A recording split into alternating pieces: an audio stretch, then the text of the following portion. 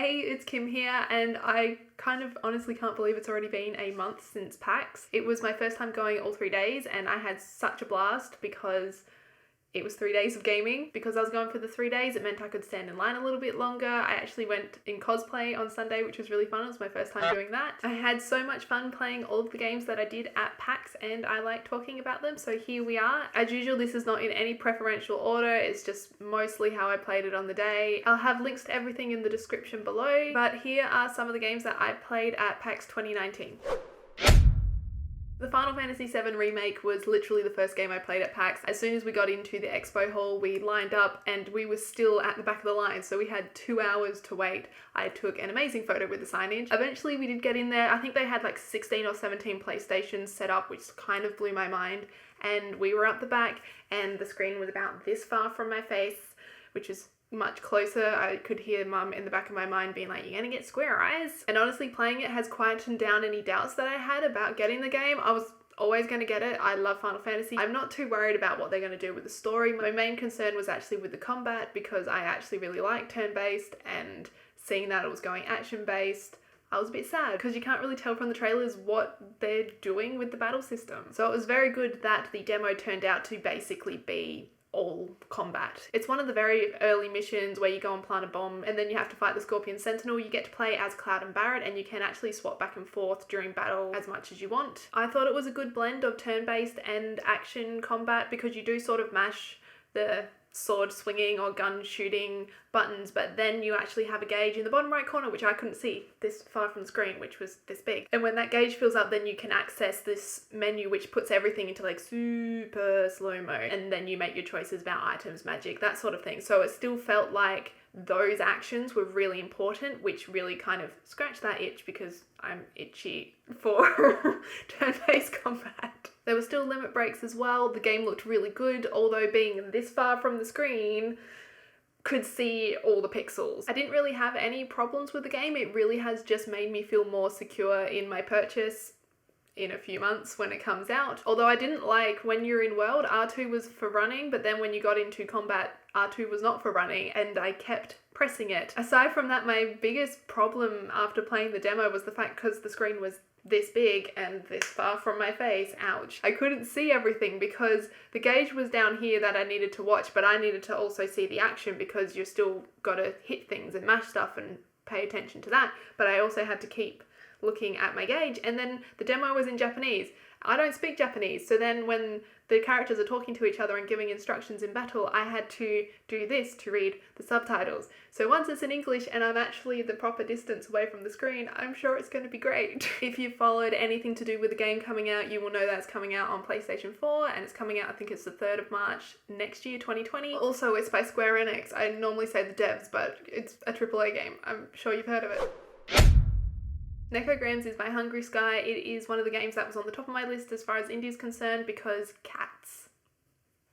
It's a tile sliding puzzle game where you put cats to sleep in a nice way by sliding them onto cushions, and when they're on cushions they're comfortable and they go to sleep, and it's really cute. It was interesting being in line and hearing everyone as they finished playing the demo going, "Oh wow, it was harder than I expected." And I had the same experience. I'm guessing cute means easy in our minds, potentially. I used to have tile sliding little actual mechanical ones, or I don't even know what they're called. You know, they're this big and they have the 9 grid. I used to play them a lot as a kid. I had a little physical one that I used to take and like reorder all the time. Can't do Rubik's Cubes, but tile sliding really love. So this kind of game is right up my alley. It's something I would play on my phone all the time. I love pick up, put down, don't have to think about new rules or anything like that. I can just jump in and wiggle my finger around a bit, and eventually we'll solve the problem. The difficulty is created through the rules of the way the sliding works. So cats can only go horizontally, cushions can only go vertically, and then the complexity is increased by adding like long cats or long cushions, and then obstacles that affect either cats or cushions. As I was playing, I could definitely feel myself getting sucked into it, but then I'm also hyper conscious of everyone lining up to play, so I sort of like got off the seat quick smart, because I knew that me being me would just sit there forever, just moving things back and forth until I solved it, and that's much better done in my time and not everyone else's time. It also has really cute, quirky glockenspiel music. I really just want to say glockenspiel because that's fun. But it really added to the atmosphere of the game, and it's definitely something where if you had your headphones in, I would listen to the music of the game over something else like a podcast. While I was there, the devs also said that there is a mailing list if you want to sign up for beta access, and it's due to come out sometime 2020 on iOS and Android. Concrete Genie is by Pixel Opus. It was not one I was planning to play at PAX. We were just sort of hanging around PlayStation because... And they were like, yeah, come check it out. They had this giant paintbrush that I picked up and swung around a bit, which is to do with the game, because the game reminds me a little bit of Epic Mickey / Tearaway Unfolded. You play as a teenager called Ash who's being really badly bullied, and he sort of comes over this by kind of painting life back into his town. The level that we're in was quite dark and it had lights up, and you literally paint on the walls to bring lights back to life. The way that the painting works is what reminded me of Tearaway, where you've got that little bit of personalization. It comes up with a menu where you can pick what you want to paint, and then you paint by doing this with the controller. That is not something I realized while I was there. I've been someone who's, don't move the controller and look like an idiot when you're playing the racing game, because unless you're on the Wii, it doesn't work like that. And I thought the right control stick was what I was meant to be using, and that it was a bit stuck or something, and I was a bit on the game, like, oh, this is a bit hard. No, you do this. And if I'd known that, probably would have had a bit stronger of a reaction, because I would have played it properly. They really were kind of advertising the mechanics of the game compared to the story, so I can't talk to that. It did have cutscenes, and I'm not sure if it's the kind of thing which will be a bit more environmental. It didn't have any dialogue as far as I can remember, but there's enough in there that you can take context and understand what is happening. I think it'll be the kind of chill, easy game, nothing too difficult out of it, and it's going to be the kind of game that you get out what you put in. It's something I'm interested in picking up because it's just a little unique experience, I guess. It's actually already out now on PlayStation 4 if you're interested in it as well.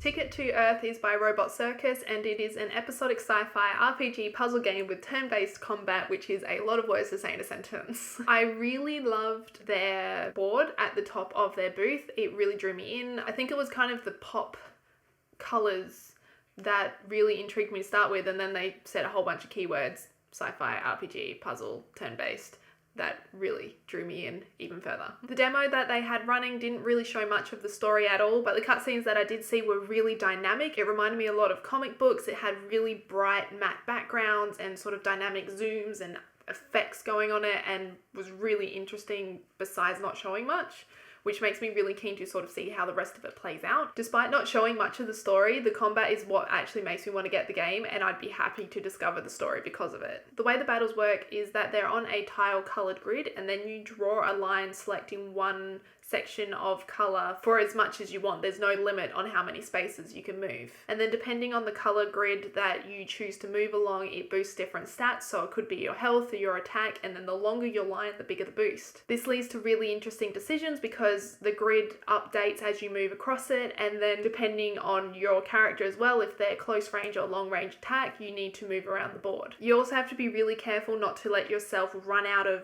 colours that you need, or to not get boxed in by enemies because you've accidentally backed yourself into a corner just in the pursuit of a long line. It was really fun and I enjoyed doing it. I was playing on an iPad and I actually found the system really intuitive to play, and I really enjoyed it on a touchscreen. On top of the combat, I was actually really excited to see there were other RPG elements like a skill tree, and then you could unlock abilities that affected your combat as well. I guess just because so much time was spent playing the battle system, it was good to see the other RPG elements. Ticket to Earth is definitely a game I want to pick up, and is actually out now on iOS, Android, PC and Mac, and they are hoping to port to consoles soon. So these are some of the games that I played at PAX this year. I do have a couple more that I am going to be talking about, but they will be in other videos. I would love to hear if you guys played these ones, or if you played other ones and what you thought of them. As I said earlier, there are links in the description below, so please check the games out. And thank you so much for hanging out with me. I also put up Let's Plays every Wednesday. I hope to see you soon. Bye!